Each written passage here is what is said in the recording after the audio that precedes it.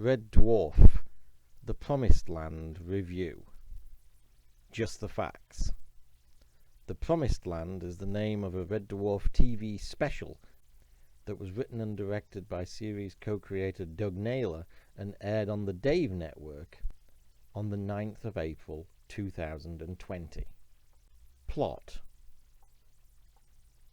After 30 years, the crew of the Red Dwarf finally run into other members of the cat race, who are on the run from vicious feral cats that have turned against the teachings of Cloyster the Stupid, otherwise known as Lister. Cast.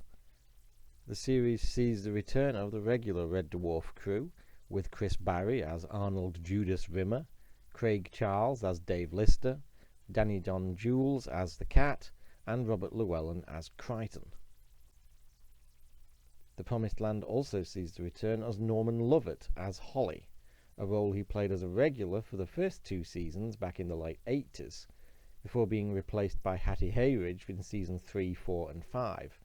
The character of Holly was dropped entirely in series 6, only returning in the last episode of series 7, in which he was again played by Norman Lovett. Lovett was a regular throughout season 8, however the character was then dropped again from the Dave Revival series until the last episode of season 12, in which Norman Lovett again returned to the role. Reaction. The special gained mixed reviews from critics.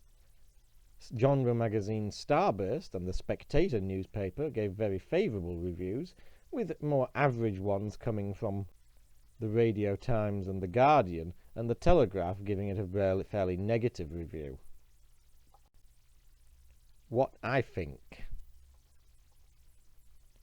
This year's feature-length special is a fun romp, if possibly a little too long. There's a kind of action-oriented midsection that's fairly dry on laughs and could probably have been cut down.